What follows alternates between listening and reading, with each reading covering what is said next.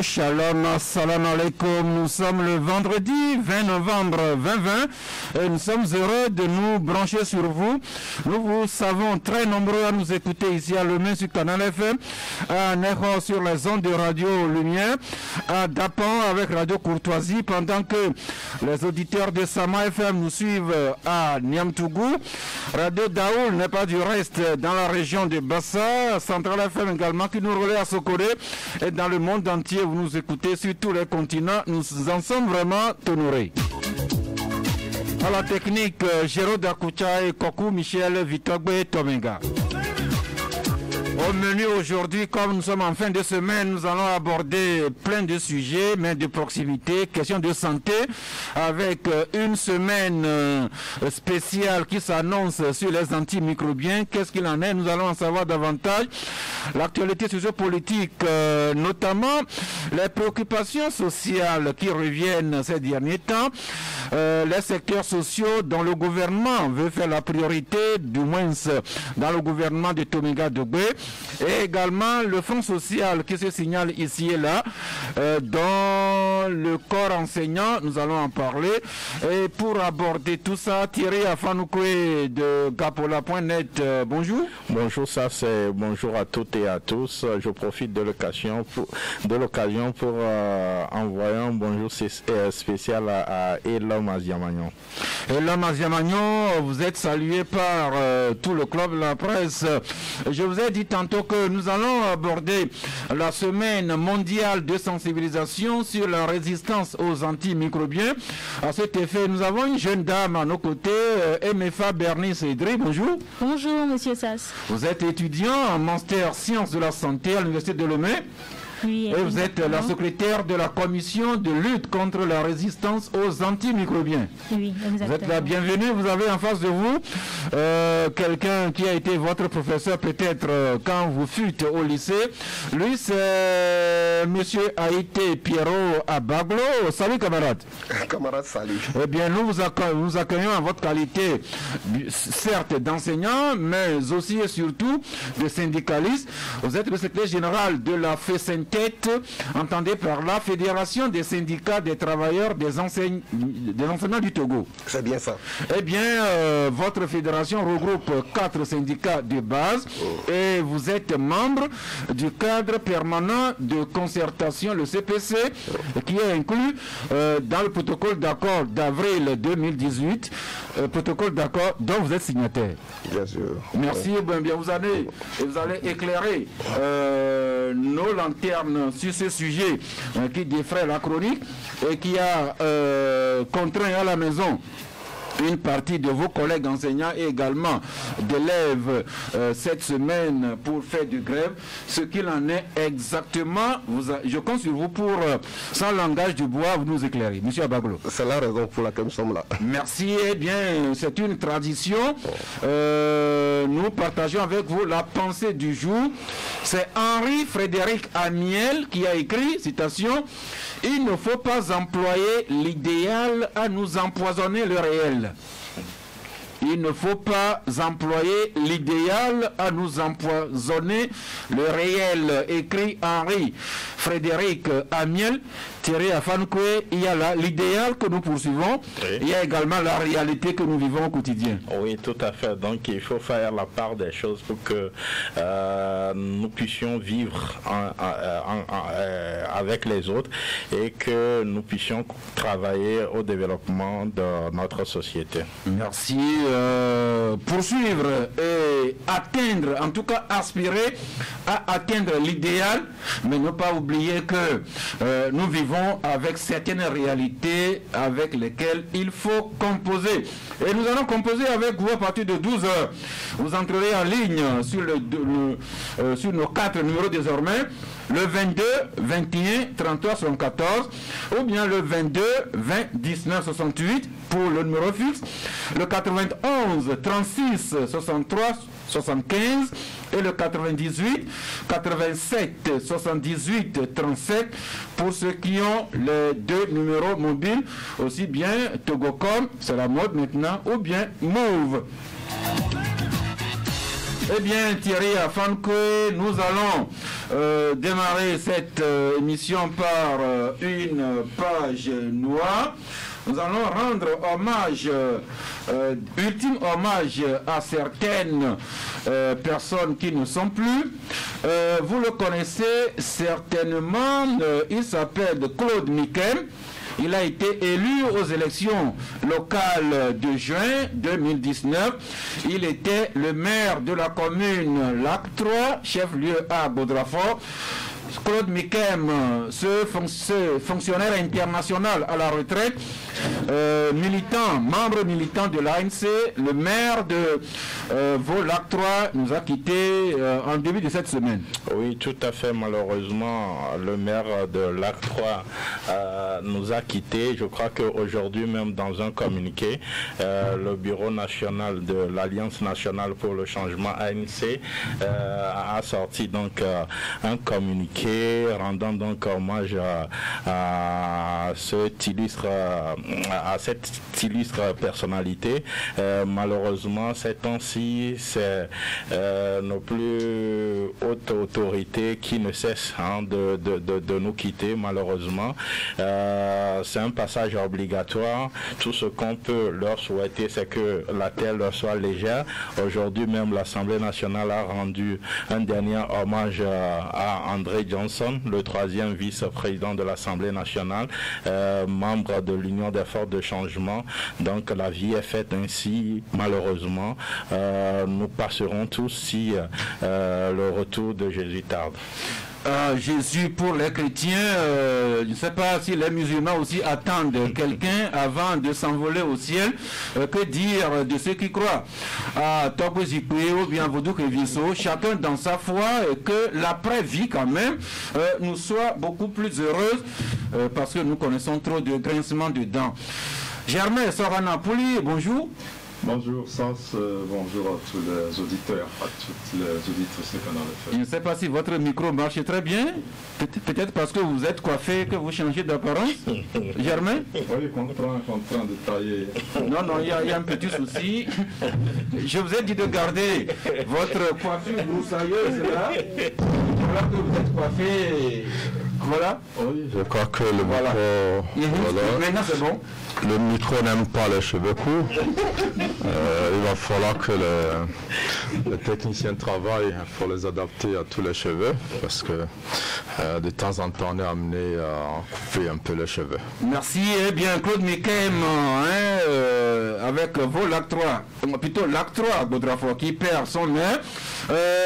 L'Union des forces de changement qui a perdu également il y a 7 jours un militant de première heure.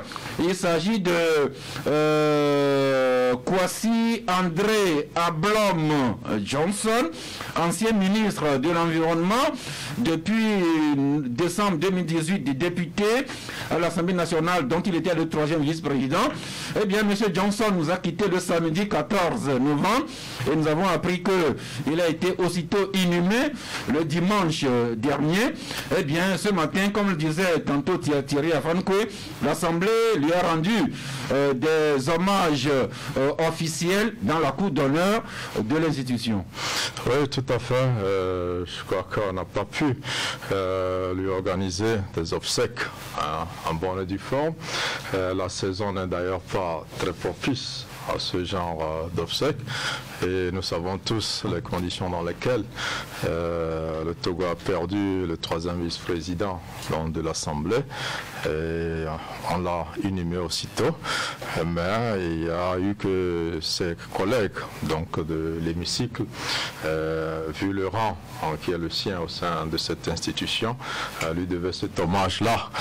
Il y a quelque temps, c'était l'ancien président de l'Assemblée nationale qui bénéficiait des mêmes hommages et nous l'avons dit aujourd'hui dans notre parution. Demain, il y a l'Union des forces du changement qui a demandé une messe pour le repos de l'âme de l'illustre disparu qui est un véritable homme d'État qui a beaucoup travaillé pour l'apaisement dans ce pays. Nous sommes revenus un peu sur cette disparition dans notre parution du jour.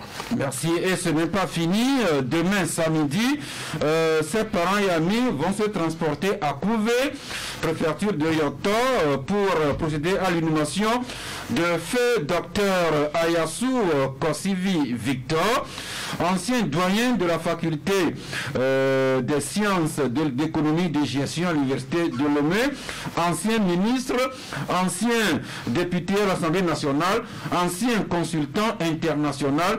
Eh bien, Kossivi Ayassou va être enterré demain samedi à Couvé, en attendant que nous découvrions la date des obsèques du cousin de M. Ayassou, j'ai nommé Maître Agboibo, dont on ne sait toujours pas encore quand il sera enterré. Oui, je crois que la famille et son parti politique prennent du temps et ils souhaitent organiser des funérailles dignes de ce nom, compte tenu du rang de l'illustre disparu. Vous savez que le parti s'est réuni il y a quelques jours pour essayer de se restructurer, du moins maintenir le bureau actuel en place jusqu'à l'organisation d'un autre bureau à l'issue d'un congrès. On attend de voir. Vous savez, Agboibo, c'est quelqu'un qui a marqué son temps, que ce soit ses engagements en matière de droits de l'homme ou encore au barreau de Lomé ou encore sur le plan politique. Agboibo, je crois que c'est une perte pour notre pays et on attend de voir la date qui sera retenue pour ces funérailles. Merci. Donc, Kossivi Victor Ayassou, peut-être que j'ai mal prononcé, c'est Dr Ayassou voilà, qui s'en est allé. Eh bien, nous avons parlé de André Johnson, on a parlé de Kossivi Ayassou, on a parlé de Claude Miquet. Eh bien, nous pensons à tous les Togolais connus ou anonymes qui nous ont également quittés.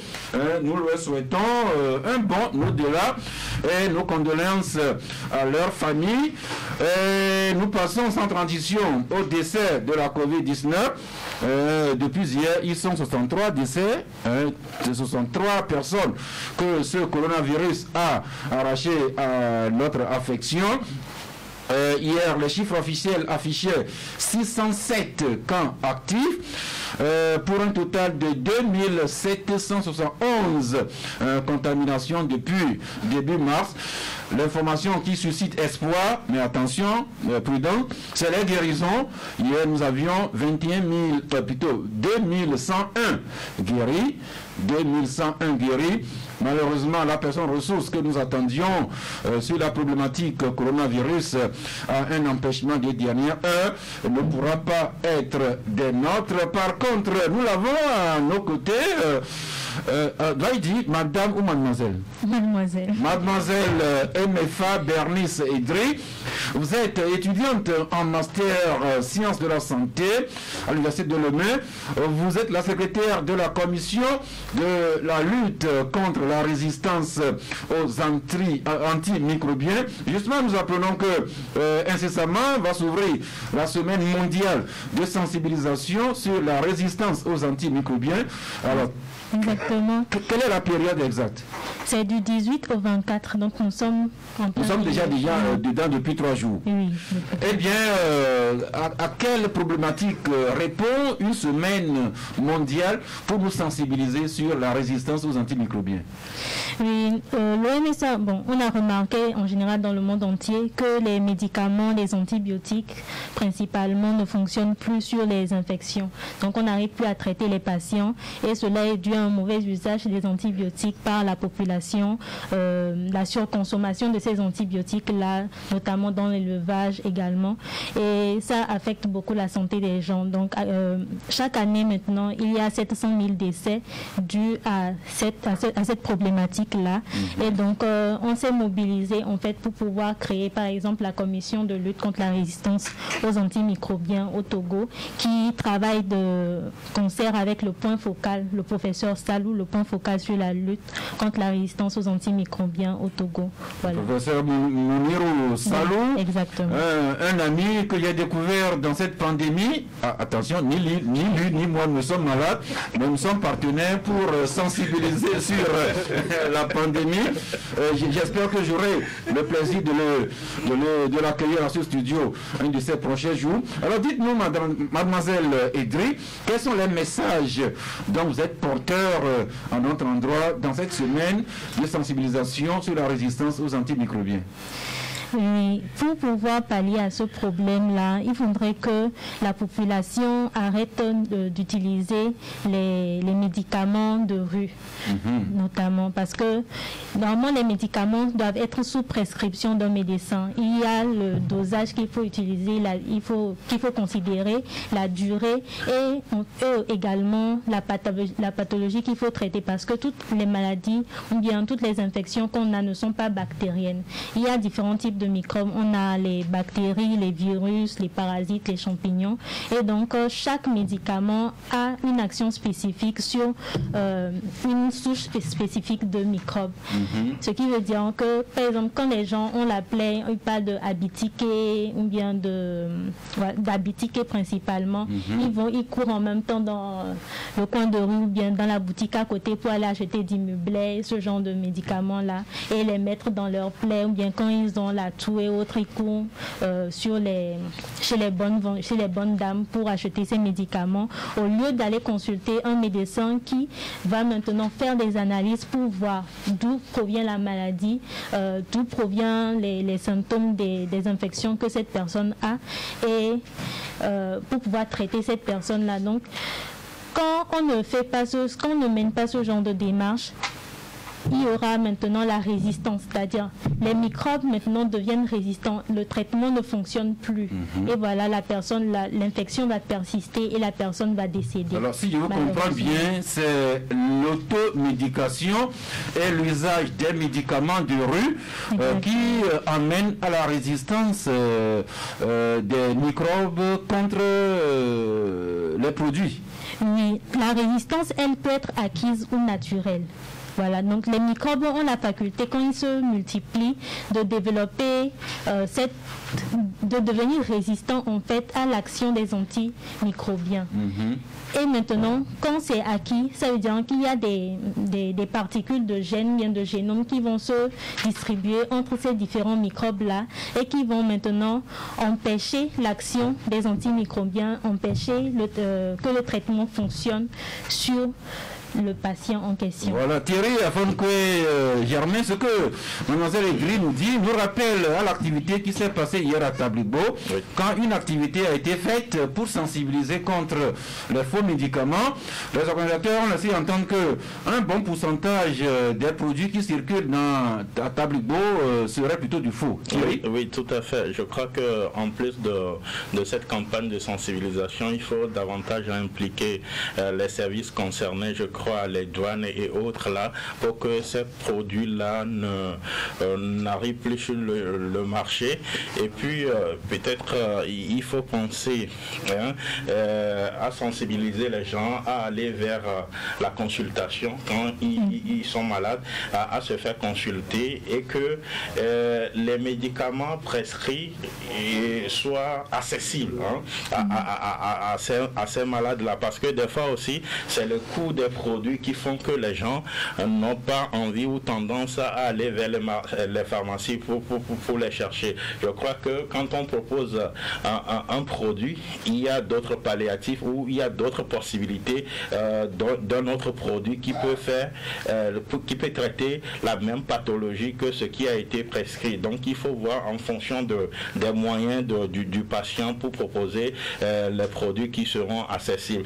Au-delà de ça, je crois qu'il y a l'Ordre national des pharmaciens du Togo qui fait déjà un travail remarquable, parce qu'aujourd'hui, quand vous vous rendez dans les pharmacies pour acheter les antibiotiques, si vous ne venez pas avec une ordonnance, on ne vous sert pas. Donc, je crois qu'il faut continuer davantage la sensibilisation, surtout nos mamans, parce que c'est elles qui font le discrimination. Non, c'est des réalités. Nous tous qui faisons le commerce et qui recourons à ces médicaments. C'est des réalités, parce que des fois, dans la masse, le message qu'on laisse passer ou véhiculer, c'est que ces médicaments-là de rue, parfois, sont plus efficaces efficace que ce qu'on nous sert dans les officines de pharmacie. Malheureusement, c'est la réalité. Par rapport au rapport qui a été publié hier à Tabligbo, je crois que les auteurs de ce rapport-là disaient que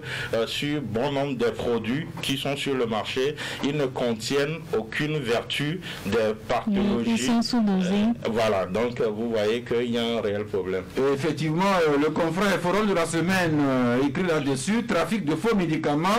La Société togolaise des consommateurs ATC qui part en guerre contre ce fléau, selon une étude menée dans le Yoto, jusqu'à 70% des médicaments qui circulent sont des faux. Sur rapport donc divulgué hier. Madame Idri, pour revenir à la semaine mondiale de sensibilisation sur la résistance aux antimicrobiens, quelles sont les activités que votre organisation a au programme? Nous avons prévu des émissions radio comme celle-ci. Nous avons prévu également de faire des émissions à la télé. Principalement, c'est la sensibilisation sur le terrain. Former les gens.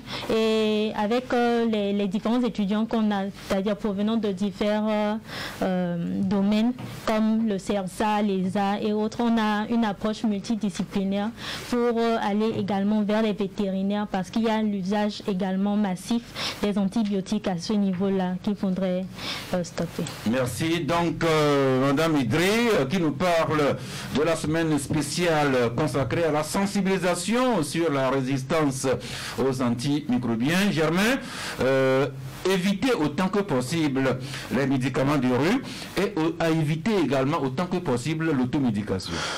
Oui, tout à fait. C'est un vrai danger pour l'Afrique, hein, pas seulement pour la préfecture de Yoto, hein, c'est à l'échelle nationale et continentale, et même dans certains pays sous-développés. Il y a un peu plus d'1 an, il y a une grande rencontre internationale qui avait eu lieu ici au Togo.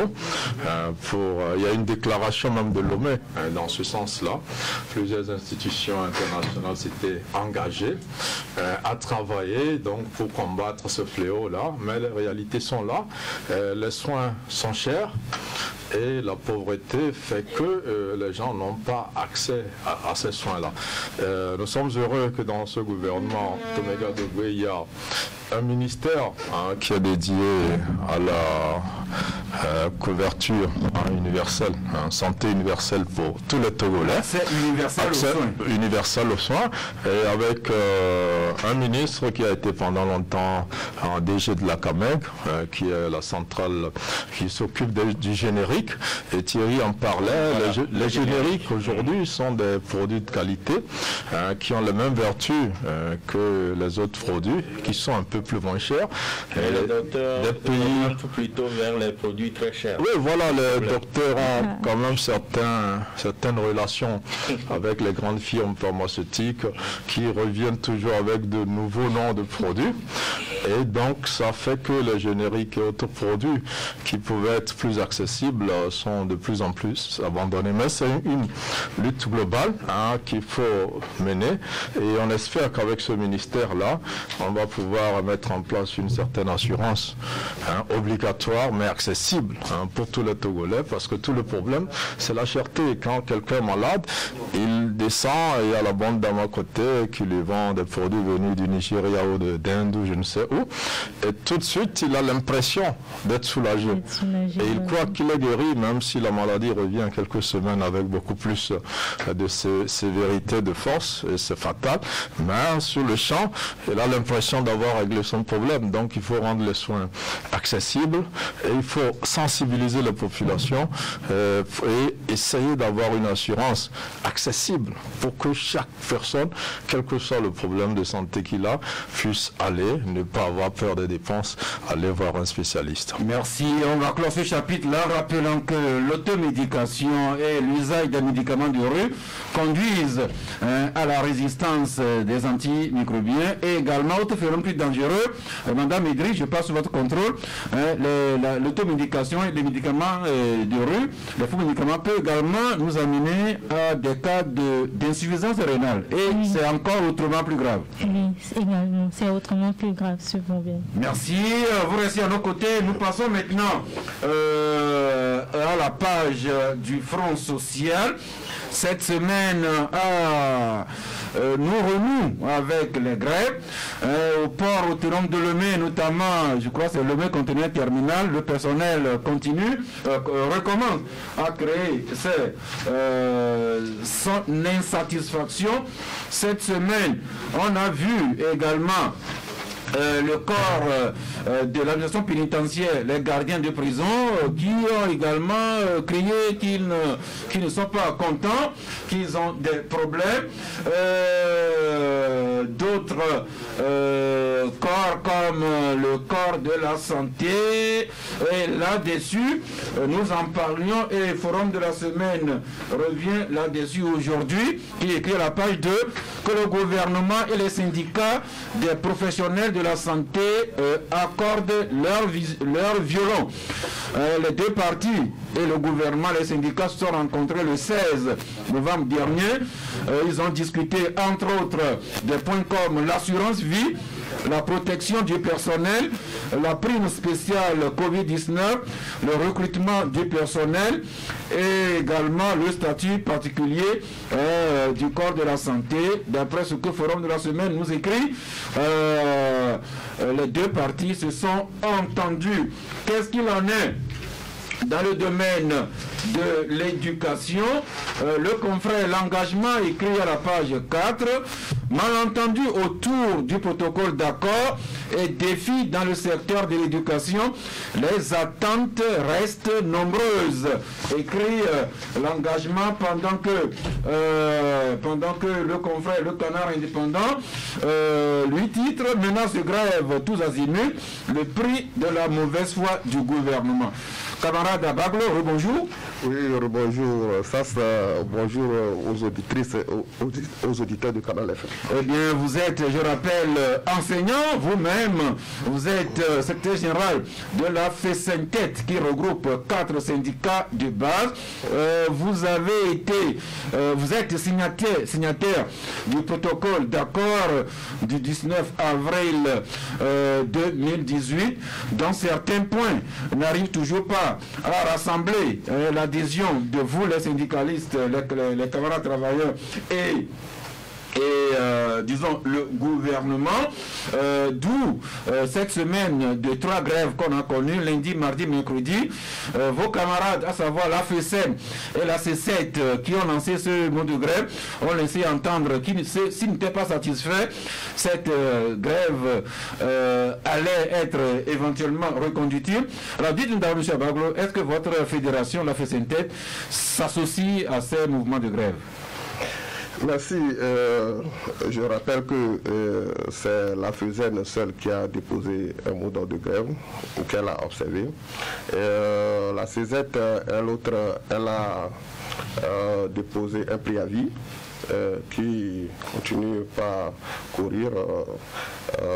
Bon, c'est au terme de ce préavis-là que on verra si elle va déposer un mot d'ordre de grève ou pas. Maintenant, en ce qui nous concerne à la FESENTET, nous n'avons pas déposé ni un préavis de grève pour aboutir à un mot d'ordre de grève. Et nous avons nos raisons. Je rappelle que du 24 septembre à ce jour, au moins on a eu 5 rencontres avec le gouvernement. Quand vous dites on, là, vous pensez à qui? Toutes les fédérations. Toutes les fédérations d'enseignants. Et je crois même que la rencontre du 6 a associé... La rencontre du 6 novembre dernier. A associé même tous les partenaires, c'est-à-dire tous ceux qui ont signé le protocole d'accord. C'était pour voir dans quelle mesure nous allons aborder la nouvelle année scolaire et les défis qui entourent l'année, et puis voir surtout avec la maladie que nous connaissons tous, les difficultés qu'elle porte, comment gérer l'année là en toute sérénité. Alors concrètement, au cours de la dernière rencontre du 6 novembre, qui a été sanctionnée par un relevé de conclusion que nous avons tous eu, qu'est-ce que vous et le gouvernement et les syndicats d'enseignants, qu'est-ce que vous aviez concrètement dit concernant les points de prime contenus dans le protocole d'accord du 19 avril 2018? Voilà. Quand on s'est rencontrés, c'est-à-dire tout le groupe a constaté qu'il y a eu des divergences de point de vue sur le protocole d'accord.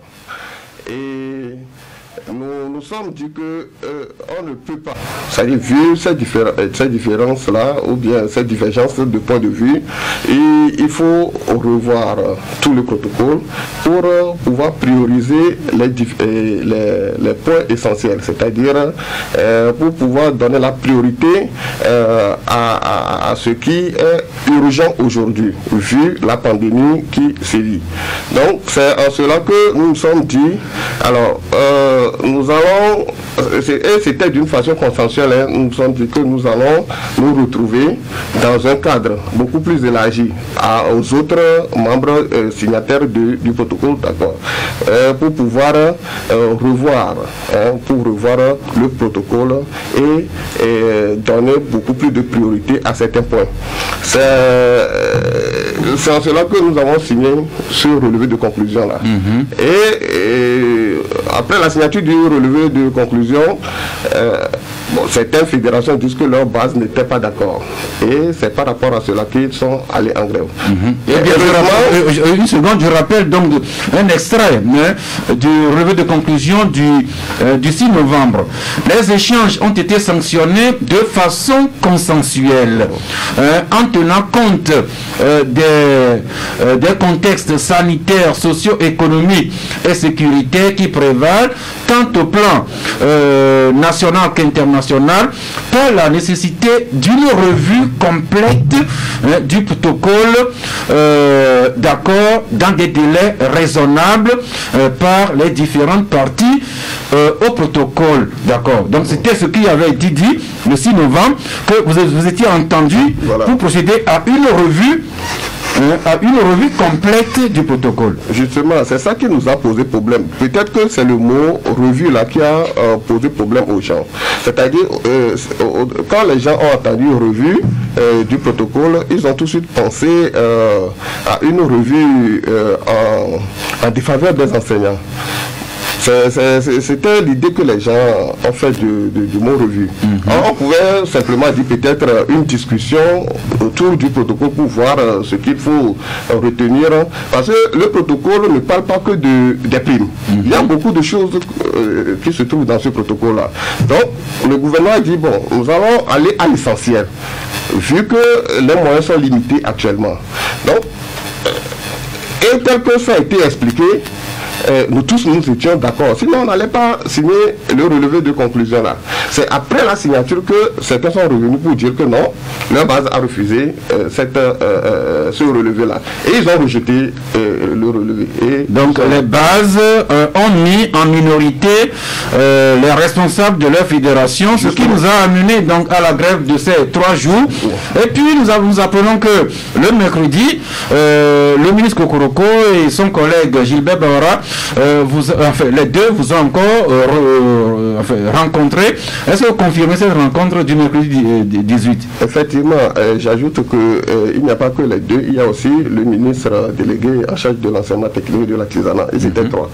Donc ils ont convié tous les partenaires également, et je parle de toutes les fédérations, les centrales syndicales qui avaient pris part à la signature, et les confessionnels, pour pouvoir engager cette revue-là avec nous. Donc, le gouvernement a expliqué à peu près ce qu'il amène à proposer cette revue-là. Entre autres, il a dit que il a parlé de l'aspect financier. Il a parlé de l'aspect financier de la chose. Nous ne sommes pas sans savoir que l'arrivée brutale de la pandémie à coronavirus a porté, a foutu, j'allais dire, en l'air presque tous les projets dans tous les secteurs, y compris l'éducation. Entre-temps, pour pouvoir organiser les examens de fin d'année. Vous avez vu, il a fallu le dédoublement des salles de classe, l'achat des bavettes, du gel hydroalcoolique, ce qui n'était pas prévu dans le budget. Parce que ici, nous sommes dans l'éducation et s'il faut faire des dépenses, ces dépenses-là n'engagent que le budget alloué à l'éducation. Donc, ils ont parlé de ça, ce qui avait entraîné forcément un collectif budgétaire dans tous les ministères ou dans tous les secteurs. Ils ont parlé, même ils ont donné un exemple que le PND tel que défini dès le départ a été revu pour définir les priorités du moment. Donc l'État togolais était obligé de procéder à des réajustements. Ils ont donné comme aussi argument les mesures spécifiques qui n'ont pas été prévues. Les mesures spécifiques n'ont pas été prévues dans le budget. Ils ont, entre autres, ces mesures spécifiques-là, l'octroi de non-vici à des couches vulnérables, y compris les enseignants volontaires, ceux du privé qui ont quand même... qui étaient qualifiés pour pouvoir bénéficier du programme non-vici. Ils ont parlé de comment dirais-je, de recrutement, c'est-à-dire qui urge actuellement, vu que les effectifs sont limités dans les salles de classe.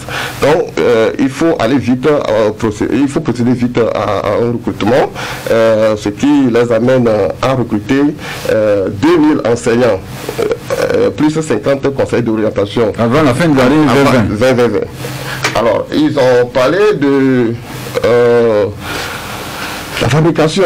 Donc, en somme, le gouvernement vous a expliqué que, vu les circonstances, ils ont des difficultés financières avec des besoins qui s'accroissent. Ok. Maintenant, la question qui divise souvent, c'est une enveloppe de 1 à 2 milliards que vous, les syndicats, vous continuez à exiger en vous basant justement sur le protocole d'accord. Sur ce point-là, qu'est-ce que vous vous êtes dit concrètement le mercredi? Justement, j'en venais. C'est-à-dire que la dernière raison qui a amené à cette revue-là, c'est la divergence autour de l'interprétation même qui est faite de ce protocole d'accord. Et le gouvernement nous a demandé de prendre les points, c'est-à-dire les points qui font divergence, les points sur lesquels nous ne nous accordons pas.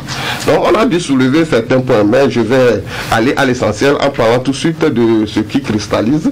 C'est le point sur les primes. Donc il était dit clairement dans le protocole, vous l'avez devant vous, il était dit clairement que en 2018, 1 milliard sera octroyé aux enseignants. Ce qui fut fait. Et ça a été non seulement fait, mais indexé également à vos salaires. À nos salaires. Maintenant, en 2019, qu'est-ce qui s'est passé en réalité? Il était dit que 2 milliards seront accordés. Mais je rappelle que ce qui a été indexé en 2018, le milliard là, a été réparti d'une façon équitable. C'est-à-dire, ceux de catégorie A1 et A2 ont pris le même montant. Ceux de catégorie C et D en allant en bas ont pris le même montant. Et ça a été indexé. Maintenant, en 2019, les 2 milliards, le gouvernement a demandé aux syndicats, aux fédérations, de proposer une clé de répartition. Ce que nous avions proposé, c'est-à-dire que ce n'est plus le même montant, mais ici, c'est proportionnel au grade, à la catégorie, à l'ancienneté, tout. Mais cette fois-ci, c'était payé d'une façon ponctuelle. Plus indexé au salaire. Plus indexé au salaire. Maintenant, le protocole continue au point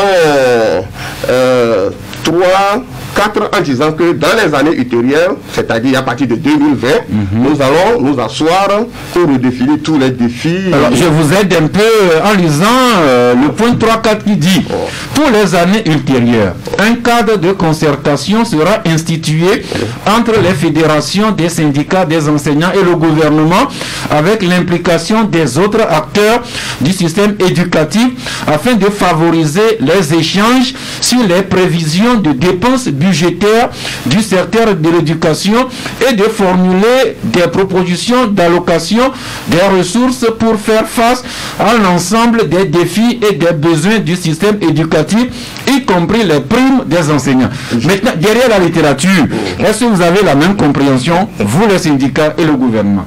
Bon, la compréhension ou bien les compréhensions divergent.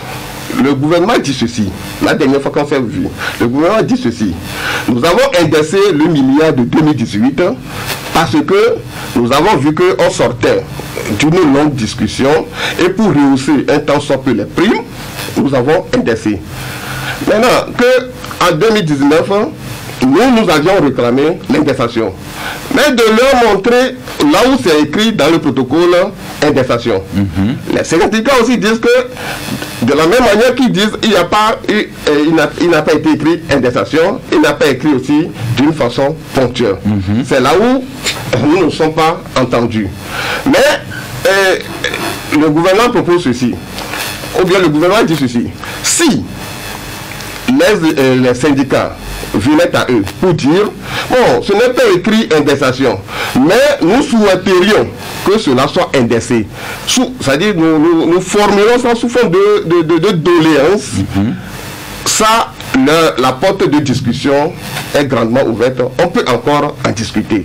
Mais dire que le gouvernement a pris l'engagement d'indexer les milliards de 2018, enfin le milliard de 2018 et les milliards de 2019, et aller plus loin en disant que le gouvernement s'est engagé à payer 2 milliards en 2020.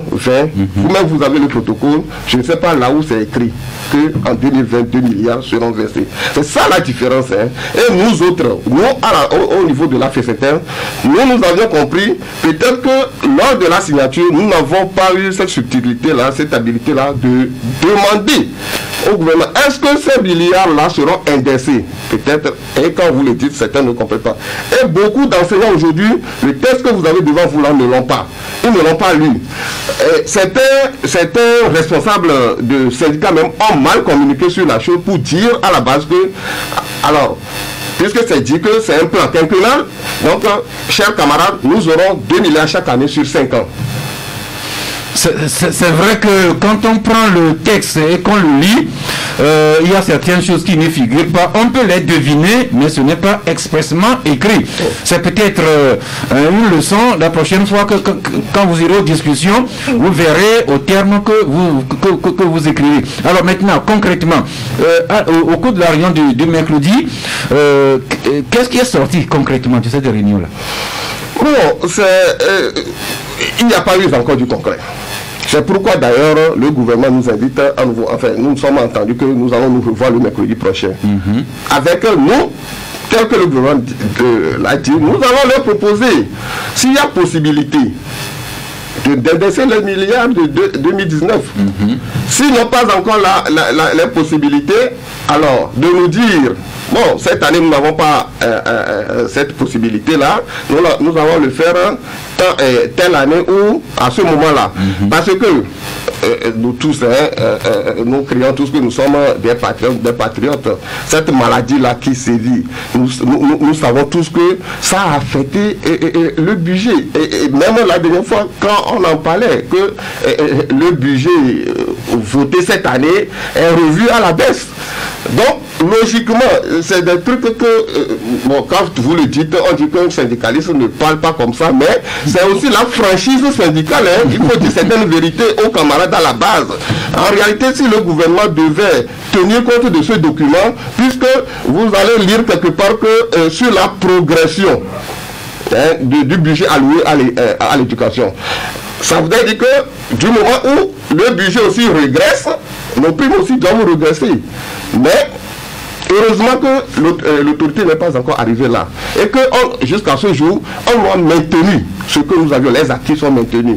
Donc c'est par rapport à cela, tout à l'heure quand vous aviez dit, est-ce que nous sommes associés à cette grève-là? Nous avons exhorté nos camarades à privilégier le dialogue, à aller plutôt à la table de discussion pour s'entendre sur le minimum. Parce que nous ne sommes pas sans savoir qu'il y a nos camarades enseignants volontaires qui sont laissés sur le carreau, qui triment aujourd'hui, qui ne sont pas même à 1/10 du salaire d'un fonctionnaire, mais qui font le même travail que nous. Ils sont à nos côtés dans les établissements publics. Mais ça fait mal que nous, aujourd'hui, nous avons le pain et nous réclamons le beurre, pendant que ces camarades-là n'ont même pas encore le pain. Vous voyez un peu? Merci. Donc, M. Abaglo, vous nous rassurez quand même que le cadre de concertation continue à fonctionner, à se réunir régulièrement. Régulièrement, oui. Le mercredi prochain, mais, là où moi je suis, si le gouvernement décide aujourd'hui d'ajouter de l'argent à nos salaires, moi je vais applaudir. Donc nous allons œuvrer dans ce sens-là. Mais en même temps, comprendre aussi qu'il y a des difficultés. Et que l'employeur dit que nous avons des difficultés pour le moment, nous n'avons pas, nous ne supprimons pas, nous ne refusons pas. Mais pour l'heure, nous avons des difficultés. Bon, j'exhorte les camarades. Merci à Baglo, a été Pierrot de la FESINTET qui nous éclairait un peu, qui nous donnait son point de vue de sa fédération sur ce problème. Thierry, avant que Germain, un petit commentaire ou bien une question à notre invité? Oui, je crois Thierry, que les syndicats, à leur niveau, les fédérations, doivent faire extrêmement attention à ce qu'ils signent avec le gouvernement. Parce que si vous prenez le protocole, non seulement le gouvernement s'est engagé à améliorer leurs conditions de vie et de travail, il y a aussi des obligations qui les concernent. Et sur ce plan, jusqu'à présent, le gouvernement n'est pas, en tout cas pour aujourd'hui, n'en parle pas. Et sur ces différents points-là, on peut aussi vous bloquer. Parce qu'il y a certains avantages qui sont liés à des résultats. Justement. Voilà, donc il faut faire extrêmement attention. Je crois que le protocole d'accord, avant d'être signé, a été lu en séance plénière et les uns les autres ont dû amender ou valider avant qu'on ne passe à l'étape de signature. Maintenant, si vous signez et que l'autre partie fait l'effort de respecter ses engagements et vous autres, vous ne faites pas votre part, je crois qu'il y a problème. Parce qu'aujourd'hui, nous tous pratiquement, nous sommes derrière vous en vous soutenant, mais nous perdons de vue qu'il y a aussi des obligations de résultats de votre part. Parce que si on prend sur les 5 dernières années ou les 10 dernières années, le gouvernement a fait l'effort de multiplier par 7 votre ligne budgétaire. Donc, il y a beaucoup qui est fait. C'est vrai, c'est vrai que vous voulez qu'on en fasse davantage. D'accord. Mais il y a, comme vous-même vous l'avez dit, aujourd'hui il y a des contraintes. Donc il faut, à mon avis, faire la part des choses. Merci. Germain, un petit mot sur... Oui, moi, c'est un peu ce qui se passe quand des responsables signent. Et après, il vient de dire que la base n'est pas d'accord. Alors, je crois que quand on va à une rencontre comme ça, qu'on a le mandat de sa base pour signer, on comprend que c'est une vieille tactique qui est utilisée pour faire de la dissidence. Mais à ce niveau-là, je pense que si vous rappelez, puisque nous sommes dans un petit village planétaire, quand des responsables sont mis en minorité par leur base, la conséquence logique, c'est qu'ils démissionnent et que le nouveau courant prenne le devant. Non, je crois... Oui, on assiste à ça, disons, ailleurs dans le monde aussi. Non, c'est pas démocratique. C'est ce qui s'est passé au Mali. Quand une minorité s'est mise dans la rue pour chasser IBK. Non, je ne parle pas de ça. Oui, c'est pratiquement la même chose. Je parle de négociations formelles. Ça dit quand vous élisez un bureau, il est là pour 2 ans, 3 ans, 4 ans, il agit en votre nom. Il ne va pas vous consulter chaque fois. Maintenant, il peut venir, et si vous voyez que foncièrement ce qu'il a à les négocier est mauvais, mais là, il y a plusieurs syndicats qui sont d'accord. Moi, je comprends que c'est une stratégie syndicale assez bien connue. C'est pas la première fois que les gens vont signer et reviennent dire que leur base n'est pas d'accord et qu'ils se désengagent finalement de ce qu'ils ont signé. Sauf que cette fois-ci, il y a la pandémie et qu'il faut tenir compte de ça, parce qu'il y a une faiblesse au niveau des capacités de l'État à mobiliser des ressources financières. Et il y a aussi une insécurité sanitaire. Et comment aborder cette rentrée, comment pouvoir enseigner et comment arriver à la fin de l'année avec ce qu'on espère comme résultat. Je crois que c'est ce qui est important aujourd'hui. On n'a jamais connu de rentrée scolaire sous une pandémie comme celle-ci. Il vaut mieux se focaliser, et c'est là où je suis d'accord avec la révision du protocole d'accord qui insiste sur le contexte sanitaire national et international. Il faut plutôt aller dans ce sens-là et discuter avec le gouvernement pour voir qu'est-ce qui peut être accordé aux enseignants pour leur permettre, dans ces conditions actuelles, de pouvoir bien faire leur travail. Mais je crois que on peut saluer l'existence de ce cadre-là et espérer le retour de ceux qui ont perdu temporairement la confiance de leur base, en espérant que les choses vont aller dans l'ordre. Merci. Donc, constat, le cas de concertation continue. La prochaine séance sera le mercredi prochain. Nous saurons ce qu'il en sera issu. Mais d'ici là, l'année fonctionne. Et cette semaine, nous avons appris le découpage qui sera en vigueur cette année. Le confrère L'Indépendant Presse le publie encore à la page 5, le découpage de l'année scolaire 2020-2021. Autre fait tenant à l'école, c'est ce que Forum de la semaine écrit: éducation, gratuité des inscriptions aux examens scolaires. Le gouvernement joint l'acte à la parole. Voilà, ça c'est encore des dépenses de plus pour le gouvernement, parce que tout ce qui, je crois en tout nous avons 7 ou 11 examens, 13 voilà, examens. Donc vous voyez que le gouvernement va encore prendre en charge tous ces frais d'inscription à ces différents examens.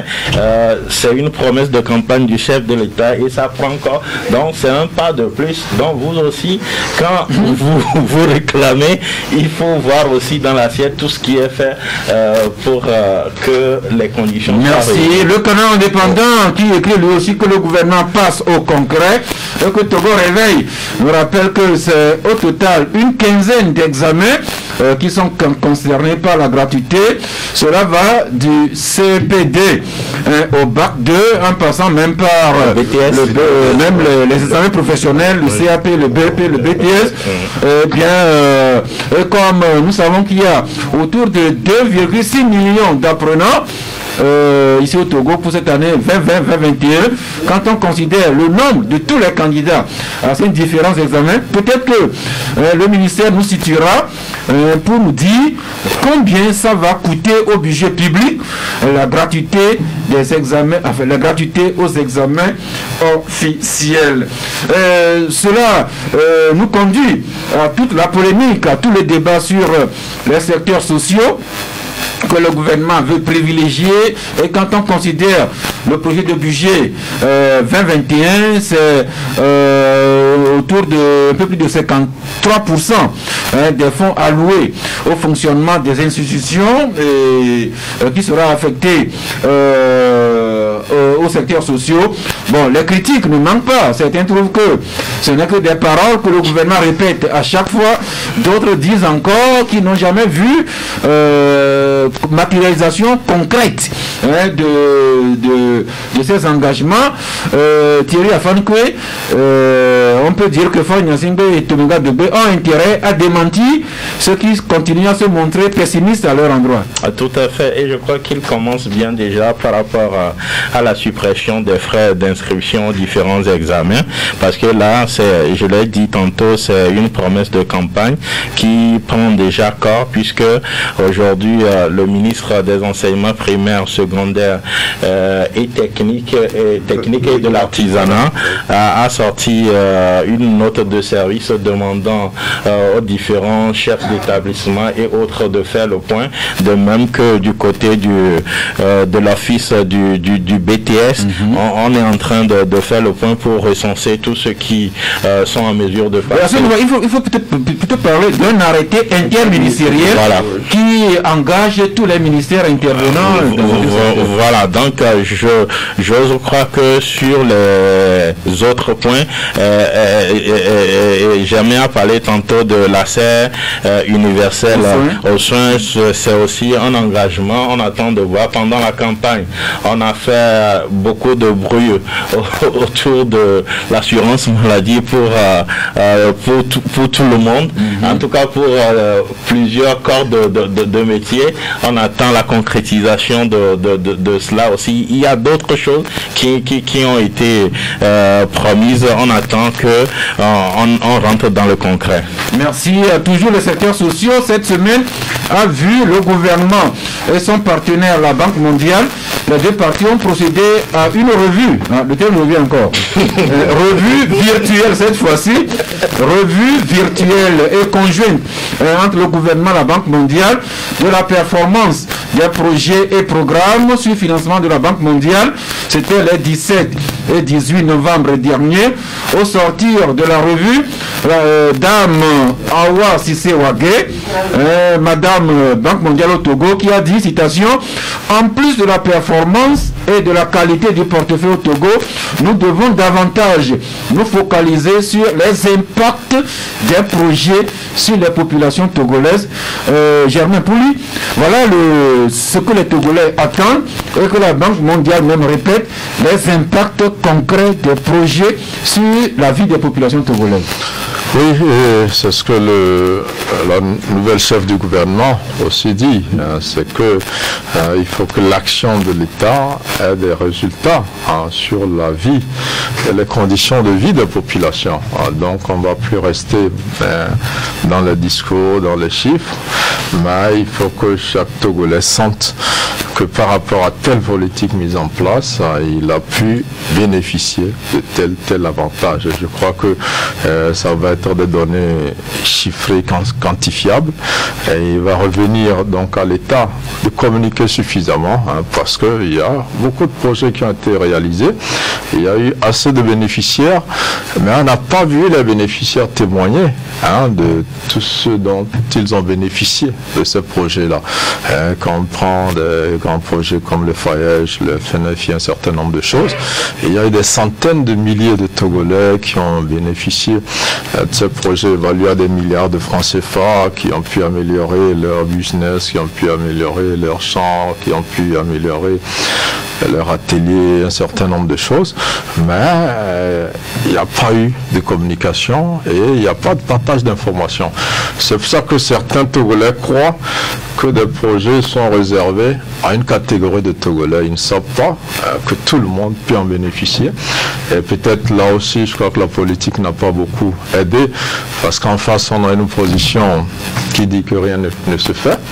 Et les militants ou les sympathisants de ces formations-là ne s'intéressent pas à ce qui se fait, parce que croyant justement que rien ne se fait. Et je crois que c'est un peu dommage. On peut laisser l'opposition en demandant au gouvernement plutôt de communiquer abondamment sur ce qu'il veut. Mais la meilleure communication, je crois qu'il faut que les bénéficiaires témoignent. Tant que les bénéficiaires ne témoignent pas, ça va rester des chiffres. Quand madame, à l'époque, la ministre du Développement à la base, fait ce bilan chaque année, dans des chiffres, tel millier de Togolais ont bénéficié de tel, les gens ne croient pas trop. Et pourtant, c'est la réalité.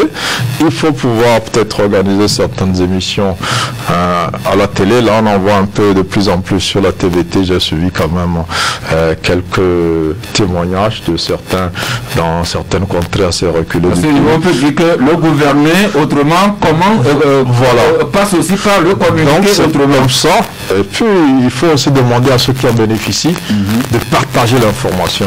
On ne peut pas être seul à bénéficier d'un programme quand il y a des possibilités. Puis ceux qui sont à la tête de ces programmes aussi, il faut qu'ils communiquent beaucoup sur l'existence de ces opportunités-là.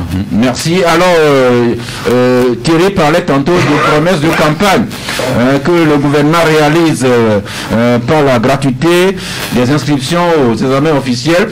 Les auditeurs passent par le club de la presse pour rappeler au chef de l'État qu'en janvier 2020, il disait, il annonçait le paiement des indemnités de départ à la retraite des cadres de la fonction publique.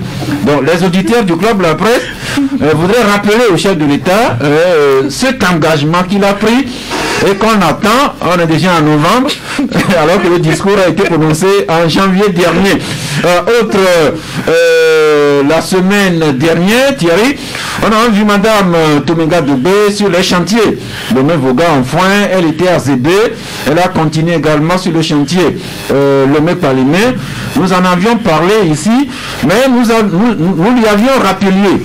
Nous avons rappelé qu'il y a également un chantier qui se trouvait en abandon. À partir de Kanté jusqu'à Tandjouaré. On a même relayé des manifestations avec les gens qui en avaient marre, qui avaient bloqué la nation numéro 1. Et ce matin, nous avons des raisons de vous annoncer qu'on va vers la reprise imminente par Ebomaf des travaux sur la nationale numéro 1. Depuis quelques jours, les bases que Ebomaf avait installées à Lama, à Sarakawa, à Kanté, à Mango, ces bases reprennent vie. On voit les engins là-bas dans les bases, on voit les directeurs d'Ebomaf, on voit les ingénieurs, on voit les ouvriers. Et il y a même certaines sociétés prestataires qui commencent à procéder à des recrutements des ouvriers sur le terrain. Alors, si nos informations sont avérées, les travaux vont reprendre. À partir de Kanté jusqu'à Tandjouaré. Je veux bien croire que ça va véritablement reprendre parce que pendant la campagne, quand le chef de l'État était annoncé à Kanté, on a vu que Ebomaf a mis le dispositif en place, faisant semblant d'une reprise des travaux. Mais aujourd'hui, si on parle toujours de cette voie-là à partir de Kanté, là il y a problème. En tout cas, c'est le vieux constaté. Nos contacts, ces vieux et constatés ont été observés. Je parle bien de la campagne 2020. On est toujours en 2020. Donc vous comprenez que c'était juste pour faire de la figuration, comme le chef de l'État était annoncé dans la zone. On a commencé par faire tourner les bulldozers et autres là, mais juste après le départ du chef de l'État, les messieurs se sont repliés. Cette fois-ci, on ose croire que c'est pour de bon. Merci. Espérons vivement que notre vieux constaté demeure effectivement vieux constaté, que les travaux vont reprendre effectivement. Germain? Oui, bon, ben, je pense que s'agissant de l'entreprise Ebomaf, elle a laissé des traces positives sur la plupart de ces chantiers. Il n'y a pas à en douter qu'un travail conséquent va se faire. Et donc, je pense que déjà, sur la route de Lomé-Vogan, on a vu un peu le sérieux qui est fait, avec la prise en compte des plaintes des populations, et puis les mesures qui sont prises pour alléger un peu les difficultés rencontrées par les riverains. Donc, je pense que c'est une entreprise qui fera un bon travail sur ce tronçon-là. Nous voudrions bien le croire. Eh bien, il est 12h, passé de 2 minutes, nous allons souffler un peu et nous vous laissons intervenir sur l'un des 4 numéros à votre disposition pour intervenir sur la semaine spéciale de sensibilisation pour la résistance, contre la résistance aux antimicrobiens, ou bien le Fonds social, notamment ce qui se passe dans le monde de l'éducation nationale sur le protocole d'accord, ou bien les autres sujets que nous avons évoqués. Dans les bases, on voit les directeurs des BOMAF, on voit les ingénieurs, on voit les ouvriers, et il y a même certaines sociétés prestataires qui commencent à procéder à des recrutements des ouvriers sur le terrain. Alors, si nos informations sont avérées, les travaux vont reprendre. À partir de Kanté jusqu'à Tandjouaré. Je veux bien croire que ça va véritablement reprendre parce que pendant la campagne, quand le chef de l'État était annoncé à Kanté, on a vu que Ebomaf a mis le dispositif en place, faisant semblant d'une reprise des travaux. Mais aujourd'hui, si on parle toujours de cette voie-là à partir de Kanté, là il y a problème. En tout cas, c'est le vieux constaté. Nos contacts, ces vieux et constatés ont été observés je parle bien de la campagne 2020. On est toujours en 2020. Donc vous comprenez que c'était juste pour faire de la figuration, comme le chef de l'État était annoncé dans la zone. On a commencé par faire tourner les bulldozers et autres là, mais juste après le départ du chef de l'État, les messieurs se sont repliés. Cette fois-ci, on ose croire que c'est pour de bon. Merci. Espérons vivement que notre vieux constaté demeure effectivement vieux constaté, que les travaux vont reprendre effectivement. Germain? Oui, bon, je pense que s'agissant de l'entreprise Ebomaf, elle a laissé des traces positives sur la plupart de ces chantiers. Il n'y a pas à en douter qu'un travail conséquent va se faire. Et donc, je pense que déjà, sur la route de Lomé-Vogan, on a vu un peu le sérieux qui est fait, avec la prise en compte des plaintes des populations, et puis les mesures qui sont prises pour alléger un peu les difficultés rencontrées par les riverains. Donc, je pense que c'est une entreprise qui fera un bon travail sur ce tronçon-là. Nous voudrions bien le croire. Eh bien, il est 12h, passé de 2 minutes, nous allons souffler un peu et nous vous laissons intervenir sur l'un des 4 numéros à votre disposition pour intervenir sur la semaine spéciale de sensibilisation pour la résistance, contre la résistance aux antimicrobiens, ou bien le Fonds social, notamment ce qui se passe dans le monde de l'éducation nationale sur le protocole d'accord, ou bien les autres sujets que nous avons évoqués. La parole est à vous sur l'un des 4 numéros que vous avez certainement maîtrisé. La technique m'annonce le premier de la classe aujourd'hui. Bonjour.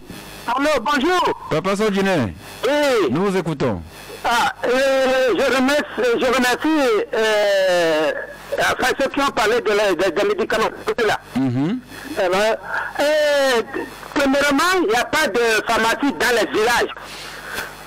Secondo, on nous refuse de ne pas faire l'automédication. Mais moi-même, je suis malade, je suis parti à l'hôpital. Oui, Papa Sodjiné. Il est parti. Vraiment dommage. Bon, c'est un sujet qui revient souvent avec Papa Sodjiné, mais je pense que nous avons le choix entre nous soigner dignement ou bien aller aux médicaments de rue, à l'automédication et nous en sortir avec d'autres pathologies plus graves. Pourquoi il faut amener les docteurs à recommander les génériques? C'est-à-dire qu'au moins sur ça, les gens peuvent acheter facilement. On doit priorité à l'auditeur. Bonjour. Allô? Oui, bonjour. Bonjour, c'est M. Gado. Monsieur Gado, nous vous écoutons. Oui, je vais parler de Covid-19. Bon, vous savez, on a tellement applaudi le chef de l'État parce qu'il a promis des branchements de plus de 2 à 25 000. Depuis, les dossiers sont là-bas et ça traîne. Mais je ne sais pas pourquoi le chef de l'État n'a qu'à au moins faire un effort pour que la régie réagisse. Parce que les gens attendent l'eau pour laver les mains. Oui, monsieur Gado, vous avez raison, mais il faut quand même que chacun fasse son travail. Le chef de l'État, il a pris une mesure sociale qu'il a respectée. Et bien que la TDE également arrive à faire les branchements aux gens. On ne va pas demander au chef de l'État d'aller quand même creuser pour brancher les maisons. L'auditeur suivant, bonjour. Alors, bonjour, ça. Oui. C'est M. Colani depuis Aguerre. Notre vieil ami Colani qui entre-temps nous avait laissé. Oui, je salue tout le monde sur le plateau. Moi, je vous fais le syndicaliste, l'enseignant. Vraiment, il n'a qu'à beaucoup m'écrire en tant que syndicaliste et puis en voyant la manière dont notre pays est géré, la mauvaise gouvernance, il n'y a pas la transparence, il va nous dire qu'il n'y a pas de moyens. Et aujourd'hui, je mets à côté du gouvernement pour dire que si le gouvernement dit qu'il y a les moyens, lui ne peut pas savoir s'il y en a ou pas. Nous sommes des citoyens. Nous voyons comment les gens vivent, nous voyons ce qui se passe. Les journalistes, chaque fois, démontrent les scandales dans le pays de la mauvaise gestion. Si les autres réclament, c'est parce qu'ils savent qu'il y a une mauvaise gestion. Si les choses nous gèrent bien, nous tous nous savons que dans notre patrimoine commun ou de notre avenir, ne comptez pas des choses, on va se sacrifier. Mais les autres ne vont pas se sacrifier et d'autres vont se mettre dans la bamboula. Et d'accord, surtout tous les syndicalistes. Non, et puis les éducateurs, des fois, quand vous avez certaines choses sur les antennes, ça ne pas planer là à la maison là. Merci pour votre chef. Je vous en prie, M. Colani, mais soyez disposés à écouter quand même toutes les versions de la vérité. Nous prenons l'auditeur suivant. Bonjour. Bonjour. Oui. C'est le russe. Pardon? Le russe. Russe? Oui. Il y a un russe au Togo? Oui. Ok. Je salue le plateau, particulièrement Germain. Je voulais dire à M. Kolani que ce n'est pas tout le monde au Togo qui est aigri. Il faut qu'il le sache. Parce que moi, quand les syndicalistes parlaient, j'étais très content. Parce qu'il n'a pas le langage de nos syndicalistes politiciens. Ça, il faut qu'on arrive à mettre la différence entre les deux choses. Il y a des choses qui se font, il y en a qui ne se font pas. Maintenant, quand vous venez sur les antennes, ayez le courage, l'honnêteté. Parce que c'est ce qu'ils ont fait jusqu'à présent, l'opposition se noie au jour le jour. Et dans ça, c'est Dieu qui est en train de faire le palabre du pouvoir. Je vous donne comme exemple les 4%. C'est le mensonge que les gens veulent ériger en vérité qui nous conduit jusqu'à présent dans cette situation que certains n'arrivent pas à expliquer à leurs militants. Les gens qui disent des choses, ils se disent intellectuels enseignants, ils retournent, ils disent que la base n'a pas accepté. Mais si ça ne va pas, allez-y consulter la base avant de revenir. Ils n'étaient pas obligés de signer. Merci, je vous en prie. Encore une fois, ayons la courtoisie, le courage d'écouter toutes les versions d'un même problème avant de trancher. L'auditeur suivant, bonjour. Il est parti, mais il va revenir. Oui, bonjour. Oui, un autre auditeur, bonjour. Oui, allô. Oui. Bonjour, Pelé, nous vous écoutons. Oui, tout à l'heure, on vient de dire que le chef d'État a fait un décret, ou bien au niveau de l'éducation, il faut supprimer quelque chose là-bas. Mais depuis le janvier, quand on avait dit, qu'est-ce qu'il a fait? Ce qu'on dit et qu'on ne fait pas, comment le peuple va le suivre. Concernant tout ce qui se passe au Togo, il faudrait que tout le monde sache que tout le monde a sa responsabilité. Le peuple a sa responsabilité. Quand on parle des opposants, que les opposants font quelque chose, les opposants n'ont rien fait. Le régime est en face devant un peuple qui lui demande de faire une élection transparente. C'est tout. Merci. Je vous en prie, nous faisons l'effort de dire ce que les dirigeants disent et font et ne font pas. Nous avons dit que le chef de l'État a pris un engagement, il le réalise par la gratuité des examens, mais nous le rappelons également cette promesse qu'il a faite aux retraités qui attendent toujours. Les deux faces sont servies. L'auditeur, bonjour. Bonsoir. Oui, bonjour. Bonjour. Oui. Évariste, ok, nous vous écoutons. Oui, je suis désolé par rapport à ce que le responsable syndical est en train de dire sur le plateau. Comment un responsable syndical qui est censé protéger ses militants vient de prendre le gouvernement avec le hongle sur le plateau? D'ailleurs, nous sommes plutôt d'accord. Donc, dont nous parlons. On nous demande de réduire notre train de vie. Mais le gouvernement ne veut pas réduire son train de vie. Est-ce qu'il y a un président qui a dit qu'aujourd'hui, la communication se rebotise, mais je vais vous rappeler à l'auditeur que dans le projet du budget 2021, chaque ministère fera le sacrifice de 10% de son budget. On peut dire que c'est également un début de sacrifice de tout un chacun. Oui, l'autre auditeur en ligne, bonjour. Bonjour. Oui. C'est tonton Firmin. Ok, nous écoutons. Il y a un problème qui se passe sur nos médias, que ce soit public ou privé. Oui. Je ne trouve pas qu'il n'y a pas de débat contradictoire. Vous voyez sur vos antennes souvent, quand il y a un problème, vous appelez l'autre encore, il vient dire ce qui se passe, l'autre encore vient seul. Et il faut qu'ils soient les deux sur le même plateau pour éclairer l'opinion publique, pour que chacun puisse tirer le son. Quand l'autre se graisse les doigts quelque part que non, et qu'il dit son papa. Cela se passe sur tous les médias. Vous voyez ce que les enseignants sont en train de dire. L'autre fois, j'ai écouté quelqu'un, il y a d'autres choses, aujourd'hui, l'autre vient, il dit autre chose. Que les deux soient sur le même plateau et qu'ils éclairent l'opinion. Vous comprenez? Bon, l'autre fois, la rencontre du ministre avec les syndicats de l'éducation, ils ont fait passer sur la grève, ils ont gardé un silence. Je ne sais pas si c'est un mépris à l'égard des syndicalistes ou comment. Ils n'ont même pas fait cas de cette grève. Or, la grève a eu lieu dans certains établissements. On a trouvé les élèves sur la route. Vous voyez, quand vous faites ça comme ça, vous braquez les autres. Un ministre, c'est une nomination. n'y a pas eu d'élection. On les nomme comme ça, peut-être pour service rendu, ils trouvent que les autres ne sont rien, on peut les écraser. Je me souviens quand un chirurgien a dit à un ministre dans ce pays que lui, il est nommé, lui, il peut faire valablement son travail. Lui, chirurgien, le ministre ne peut pas faire le travail que lui, il fait. Mais le ministre lui a dit qu'il va le travailler en justice, mais il n'a pas pu le faire. Parce qu'il a senti que le syndicaliste avait raison. Vous voyez comment ça se passe dans notre pays. Merci beaucoup. Je vous en prie. Nous passons à l'auditeur suivant. Bonjour. Bonjour, monsieur. Oui. Vous saluez Pato. Nous vous saluons aussi. Je salue Michel à la page. Nous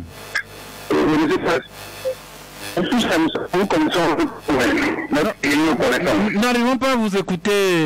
Le son n'est pas du tout bon. Je disais, oui. Tout ce que nous connaissons du pays dans lequel nous vivons. Tout ce que les enseignants ont reçu, les gens qui chantent sur les toits, ils ont simplement de ça facilement.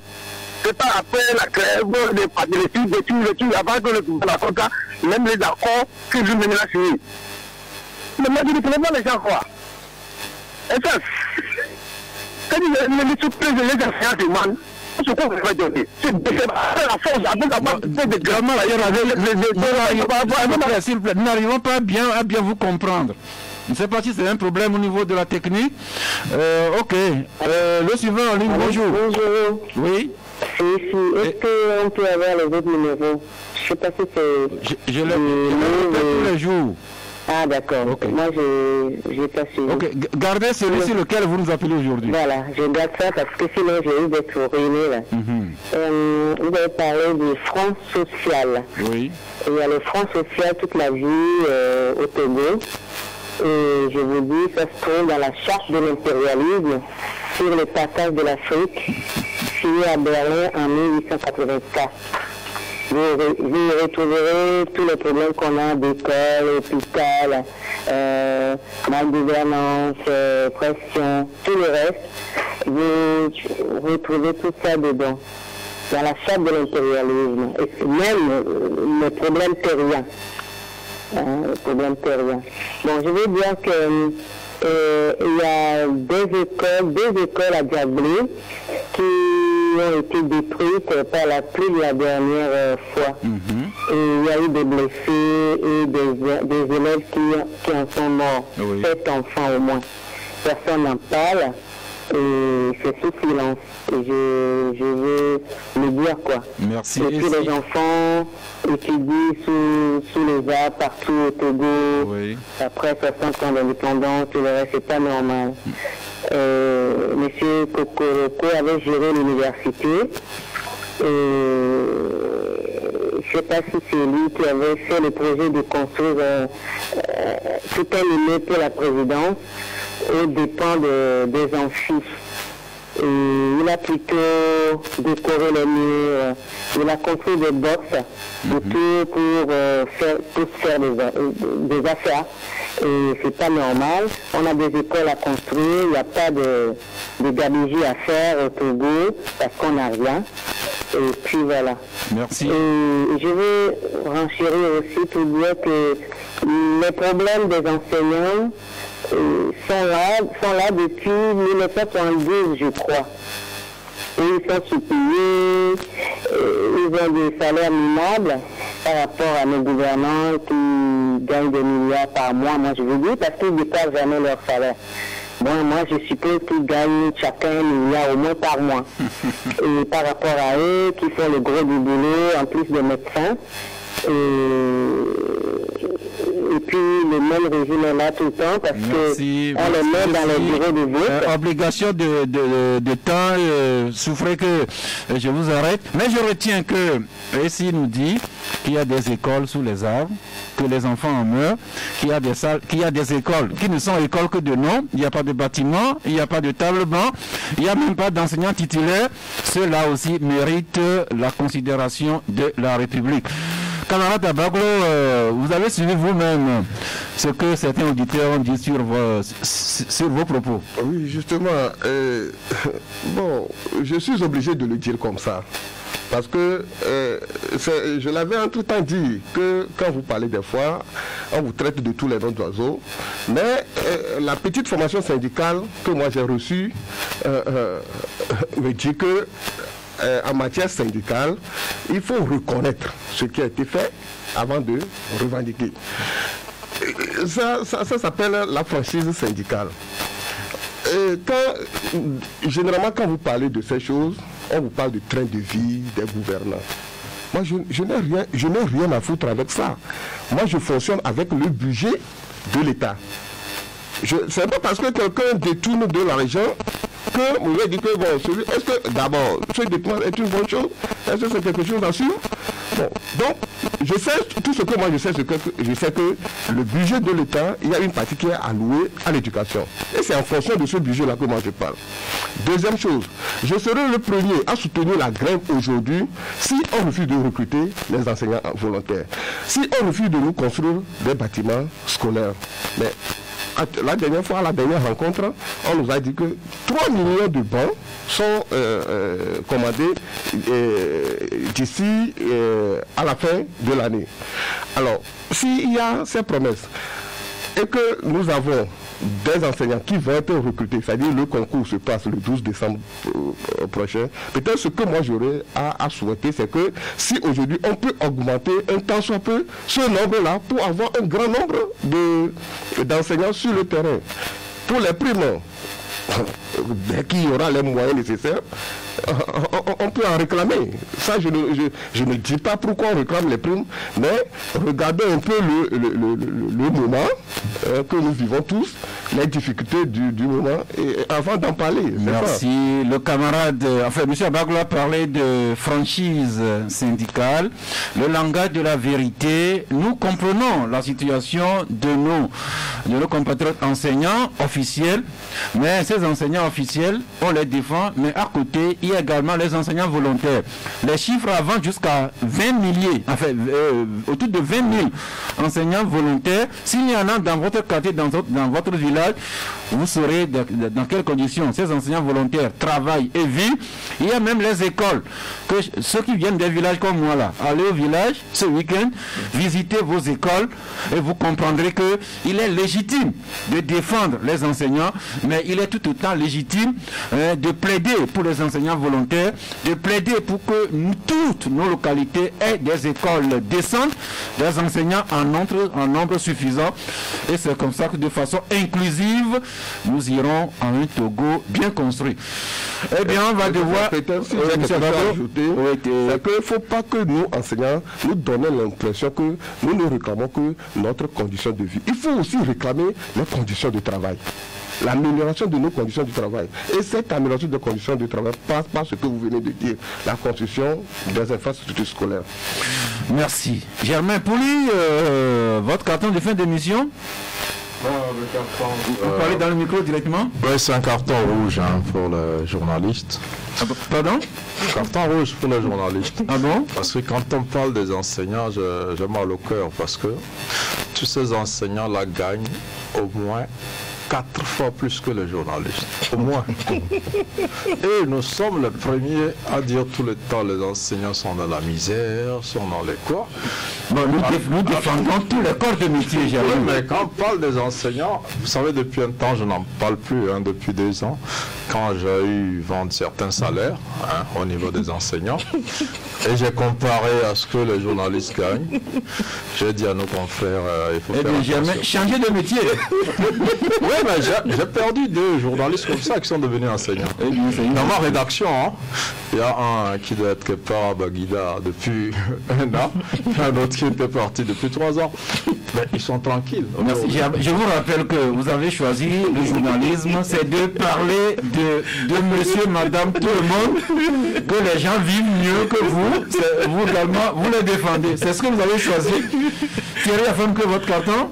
Pas de carton, mais peut-être revenir sur 1 ou 2 choses concernant la T2. Je crois qu'il y a un auditeur qui qui se plaignaient du fait que les raccordements tardent. Oui. Ben, il ne faut pas perdre de vue qu'il y avait une limite pour les gens à raccorder. C'était une promotion. Mais quand les chiffres ont explosé, il faut donner du moins la possibilité à la TDE de faire les choses de façon à satisfaire tout le monde. Donc, il n'a qu'à patienter. Et puis, de ne pas perdre de vue, s'il suit bien l'actualité, cette semaine, la TDE a fait sortir un communiqué disant à ce que ceux qui ne payent plus, en tout cas depuis le début de la crise, de passer à la comptabilité, sans quoi ils seront coupés. Oui. Concernant le cas de la dame que Kokoroko a préféré construire à la présidente de l'université que de construire des amphithéâtres et autres là, je ne sais pas si elle a encore fait un tour sur le campus universitaire, sinon elle constatera qu'il y a quelque chose qui se fait là-bas. C'est vrai, on a construit la présidente. Est-ce qu'il connaît l'ancienne présidente de l'université et ce qui a été construit? Il faut des bâtiments pour que la présidence puisse travailler. C'est notre travail. Des amphis qui sont construits. C'est à nous les journalistes. Et aujourd'hui, même je suis passé sur le campus. Oui. Il y a la route qui passe devant la médecine qui est encore en chantier. Ça veut dire qu'il y a du travail. C'est à nous les journalistes d'informer amplement celles et ceux qui nous lisent et qui nous écoutent. Mais pour la TDE, je rappelle que quand un chef d'État annonce un programme, les sociétés publiques ont l'obligation de faire exécuter. Quand le programme dépasse, la sollicitation dépasse que la TDE a fixé, que la TDE recherche les moyens auprès du chef de l'État pour exécuter son programme. C'est comme ça que la République fonctionne. Madame Edry, votre carton de fin d'émission. Mon carton de fin d'émission, c'est un carton vert pour les soignants, les médecins qui sont au front pour la lutte contre le coronavirus au Togo. Vraiment beaucoup de courage à eux. Et je termine par une exhortation à la population à l'endroit de la lutte contre la résistance aux antimicrobiens. La prévention des infections est essentielle vraiment pour arrêter la propagation de la résistance. Et cela passe également par l'accès à l'eau potable, la promotion de l'assainissement, une bonne hygiène de vie, se laver correctement les mains régulièrement, laver les aliments avant consommation, une bonne hygiène bucco-dentaire également, c'est très important. Le bon usage des antibiotiques qui passe par la prescription rationnelle des médicaments, comme il le faut par les médecins, l'éviction de l'automédication. Merci Madame Edry, souffrez que la vaccination également. Merci. Monsieur Abaglo, votre carton de fin d'émission. Oui, je suis au regret de donner un carton de couleur rouge vif, mon tout premier carton au groupe de la presse, à ces usagers de la route du tronçon Todman-Sanguera. Mais on ne dirait pas que la route est en réflexion. Ils n'observent aucune mesure de prudence. Ils filent donc sur une route en chantier. Carton rouge à tous ceux. Merci beaucoup.